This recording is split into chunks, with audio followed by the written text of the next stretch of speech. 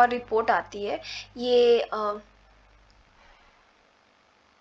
तो ये वर्क एक क्लब ऑफ रोम होता है जो 1972 से 74 के बीच में ये अपनी स्टडी करता है ग्लोबल इन्वायरमेंट के बारे में कि पूरी दुनिया में किस तरीके से जो इन्वायरमेंट है उसको मतलब उसको समस्याएं आ रही हैं, किस तरीके से उसको हम खराब कर रहे हैं, अपने आसपास के वातावरण को, अपने प्रकृति को, अपने नेचर को किस तरीके से हम खराब कर रहे हैं। इसमें बात की गई थी कि किस तरीके से इंडस्ट्रियलिज्म जो है उसकी वजह से काफ़ी दिक्कतें आ रही हैं। उसके बाद ये भी बताया गया था कि अगर इस तरीके से हम पोल्यूशन फैलाते रहें, इस तरीके से पॉपुलेशन बढ़ती रहे और इस प्रकार से जो ये प्रकृति के संसाधन है वो एक दिन ख़त्म हो जाएंगी और हमारी प्रकृति का पूरा नाश हो जाएगा। उसके बाद एक और रिपोर्ट आती है ग्लोबल 2000 करके, जो कि यूएस के प्रेसिडेंट जिमी कार्टर ने पब्लिश की होती है। एंड उन्होंने बोला कि जो नॉर्दर्न लाइफस्टाइल है, यानी जो उधर नॉर्थ की कंट्रीज़ में, यानी basically America, Canada, develop countries में जिस तरीके का जीवन शैली है, जहाँ पे बहुत ज़्यादा इन्वायरमेंट को क्षति पहुँचाई जा रही है, इन्वायरमेंट को काफ़ी ख़राब किया जा रहा है, उस टाइप की लाइफस्टाइल को फिर से रिप्रोड्यूस करना, उस तरीके से इंडस्ट्रीज़ उतनी बड़े लेवल पर लगाना और हर चीज़ डेवलप करना। आपने देखा होगा, अगर आप लोग इंटरनेशनली शोज़ वगैरह देखते होंगे तो आप देखेंगे अमेरिका में बहुत कम होता है कि लोग घर पे खाना बनाते हैं, सब लोग ना कैंड वाला खाना ला के खाते हैं। आप सोचिए कि कितने बड़े लेवल पे प्रोड्यूस होता होगा, कितना पोल्यूशन होता होगा और कितना उनके लिए हेल्थ के लिए ख़राब। तो वो लाइफस्टाइल हर जगह ना हो, इसके लिए रिपोर्ट थी। उसके बाद 1981 में एक और कंसेप्ट जो आता है जिसके बारे में पूरा चैप्टर है, सस्टेनेबल डेवलपमेंट। ये फर्स्ट टाइम आता है 1981 में और इसको world conservation strategy living resource conservation for sustainable development में पब्लिश किया जाता है international union for conservation of nature and natural resources IUCN and the wild life fund में एंड UN इन्वायरमेंट प्रोग्राम में भी, UNEP में भी।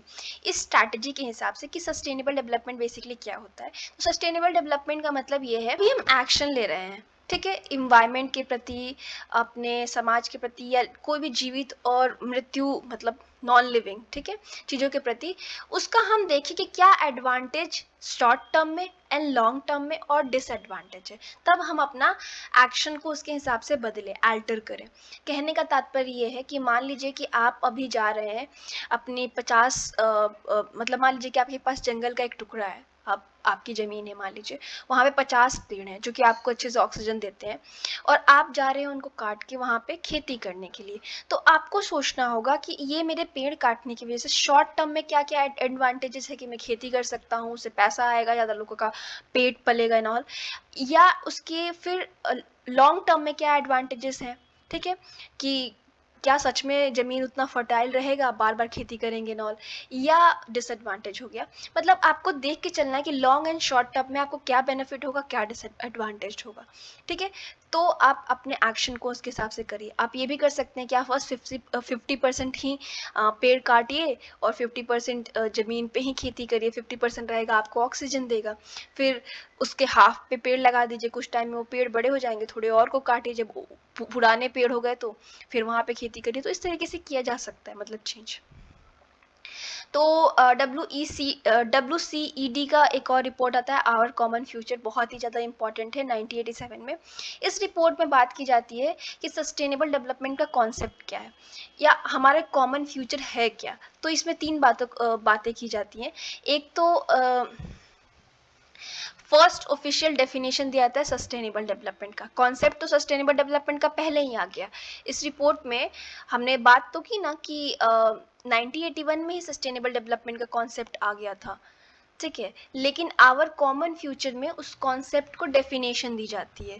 उसके बाद इसमें ये भी बताया जाता है कि ये मॉडर्निटी की वजह से जो क्राइसिस आ रही है, पेड़ों को काट दे रहे हैं या पोल्यूशन वगैरह की वजह से जो इश्यूज आ रही हैं, उसको किस तरीके से सॉल्व किया जाए एंड किस तरीके से जो डेवलपमेंट का हमने अपने दिमाग में थिंकिंग बना रखी कि डेवलपमेंट के लिए हमें पोल्यूशन करना ही पड़ेगा, पेड़ काटने ही पड़ेंगे, उसको चेंज करें, ठीक है।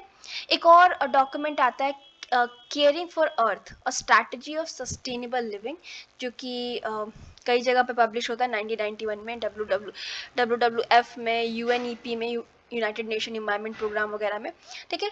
तो यहाँ पे बहुत सारे तरीके बताए जाते हैं कि किस तरीके से आप अपनी प्रकृति को बचा सकते हैं। एक्चुअली किस तरीके से लोकल लोग, मान लीजिए कि हमने रूल बनाया कोई चीज़, तो लोकली आप उसको किस तरीके से इम्प्लीमेंट कर सकते हैं, किस तरीके से, मान लीजिए कि चिपको आंदोलन उत्तराखंड में हुआ था, तो इन्वायरमेंट की लोगों की समझ, उनके पेड़ों को ना काटने की समझ नहीं रोका था ना, तो लोकली हम किस तरीके से कर सकते हैं। ये सब इंटरनेशनली हो रहा था। सोचिए हमारे भारत में कितने जागरूक लोग हैं कि यहाँ पे चिपको आंदोलन हुआ, लोगों ने पेड़ों को, जंगलों को बचाने की कोशिश की। तो 1990 तो 150 कंट्रीज रियो डी जेनेरियो में मिलती हैं, ब्राज़ील में, जो कि United Nation conference on environment and development, UNCED होता है। इसको अर्थ समिट भी कहा जाता है, ये भी बहुत ही इंपॉर्टेंट है। उसके बाद इसी में एक अर्थ चार्टर प्रोड्यूस किया जाता है, जहाँ पे 21 एजेंडा होता है, इसको 21 एजेंडा भी कहा जाता है। ठीक है, ये किस तरीके से हम मतलब अपने क्लाइमेट को किस तरीके से जैसे क्लाइमेट चेंज हो रहा है, क्लाइमेट चेंज क्या होता है कि जो और वेदर दो चीज़ होती हैं। क्लाइमेट किसी भी जगह का 25 साल का रिकॉर्ड होता है, वेदर का, वेदर क्या होता है, टाइम टू टाइम चेंज होता रहता है। तो क्लाइमेट मतलब मान लीजिए कि कोई देश पहले बहुत ठंडा होता था, मान लीजिए कि वहाँ की 5 डिग्री 6 डिग्री दिसंबर के महीने में मान के चलिए टेम्परेचर रहता था या माइनस में रहता था, वो अब गर्म होने लगा है। तो इसकी वजह से क्या होता है, जब कहीं का वेदर, मान लीजिए कि भारत में सडनली हम लोग जहाँ पे रहते हैं, दिल्ली विल्ली वाला एरिया है, वहाँ पे स्नोफॉल होने लगे। अब यहाँ पे खेती होती है गर्म हिसाब से, मतलब दिल्ली में एग्जैक्टली खेती नहीं होती, बट आसपास के तो एरिया में होती है ना। चाहे मान लीजिए कि यहाँ की लाइफस्टाइल एक गर्म देश की तरह है या गर्म जगह पे रहने के लिए, और सडनली यहाँ पे आइस फॉल हो, तो क्या होगा। इसी तरीके से एटमॉस्फेयर में चेंज आ रहा है, किस वजह से, पोल्यूशन की वजह से और बहुत सारी चीज़ों की वजह से। तो हमने इसमें बात की कि किस तरीके से हम क्लाइमेट चेंज को रोक सकते हैं, जो कि पोल्यूशन से रोका जा सकता है, मतलब पोल्यूशन को कम करेंगे तो अपने आप चेंज होने लगेगा। बायोडाइवर्सिटी को किस तरीके से बचा सकते हैं, बायोडाइवर्सिटी मतलब बहुत सारी जो हमारे धरती पे जीव विविधता होती है, अलग अलग प्रकार के पौधे और जानवर होते हैं, उनको बचाना, बिकॉज हम सब फूड चेन से कनेक्टेड है। अगर कुछ भी ख़त्म हुआ तो पूरा सिस्टम डिस्टर्ब हो जाएगा, एक सिस्टम है ना हमारे प्लानट अर्थ पे। उसके बाद हम किस तरीके से बायोडाइवर्सिटी को बचा सकते हैं, और यहाँ पे और भी प्रिंसिपल, जैसे कि फॉरेस्ट को बचाने के लिए और अलग अलग चीज़ों को बचाने के लिए हमने इसमें बात किया। ठीक है, तो सस्टेनेबल डेवलपमेंट में 3 कंपोनेंट्स थे कि हमें आर्थिक डेवलपमेंट भी करना है, सामाजिक डेवलपमेंट भी, और इन्वायरमेंट को भी प्रोटेक्ट करना है। ठीक, यहाँ पे बहुत सारे न्यूज़पेपर रिपोर्ट भी उस टाइम पे पब्लिश हुए, जो बात कर रहा था कि इस समिट में सिर्फ हमने, जो अर्थ समिट था, उसमें सिर्फ हमने ये नहीं बात की कि हम मतलब अपने प्लानट को किस तरीके से बचाएं, मतलब अर्थ को किस तरीके से बचाएं, यहाँ की प्रकृति को किस तरीके, इन सब चीज़ों के बारे में बात किया गया था कि किस तरीके से हम गरीबी को मतलब कम कैसे करें। उसके बाद जो हमारे जो प्राकृतिक के संसाधन है वो घट रहे हैं, उनको किस तरीके से कम करें। और हमने जो यूरोप और अमेरिका में एग्रीकल्चर से संबंधित वगैरह सिस्टम था, उसको भी क्रिटिसाइज़ किया। उसके बाद जो थर्ड वर्ल्ड कंट्रीज़ थी, जो सबसे गरीब थी, अभी भी मतलब अंडर डेवलप थी, वहाँ पर डेवलपमेंट भी शुरू नहीं हुआ था ढंग से, उन कंट्रीज़ को सपोर्ट करना कि वो लोग भी आगे बढ़ सके। जैसे मान लीजिए कि एक थर्ड वर्ल्ड कंट्री, मान लीजिए अफ्रीका से कोई है, ठीक है, कोई देश से है, और कोई सामान अगर वो अमेरिका में बेचना चाहता है तो उसका बेनिफिट होगा। लेकिन अमेरिका मान लीजिए कि उस बैरियर लगा दे या बहुत ज़्यादा टैक्स लगा दे, तो उसको दिक्कत होगा। तो कहा गया कि जो कंट्रीज़ पहले से डेवलप है, पूरी तरीके से विकसित हो गई, वो इन कंट्रीज़ को सपोर्ट करें कि यहाँ पे भी मतलब जो व्यापार वगैरह के थ्रू ये लोग भी अपने आप को मजबूत कर ले। अब जो कॉन्सेप्ट ऑफ सस्टेनेबल डेवलपमेंट था, उसको आवर कॉमन फ्यूचर में किस तरीके से डिफाइन किया गया था कि सस्टेनेबल डेवलपमेंट का मतलब ये है कि इस प्रकार का विकास जो अभी हमारे नीड्स हैं, जिस भी चीज़ की नीड्स हमें अभी हैं, उसको फुलफ़िल करे, लेकिन फ्यूचर की जो जनरेशन की नीड्स है, उनको भी कॉम्प्रोमाइज़ ना करे। और यहाँ पे आप एक वर्ड देखेंगे रेफ़रेंस, ये गलती से आ गया है, तो ये कुछ नहीं है एक्चुअली, गलती से आ गया है। तो बेसिकली हमारी अभी की नीड्स भी ऐसी हों कि हम मतलब हमारे अंदर ग्रीड ना हो कि भाई हमें ज़्यादा से ज़्यादा चाहिए, एकदम अमीर बन जाना चाहिए, पूरे जंगल ख़त्म कर दें।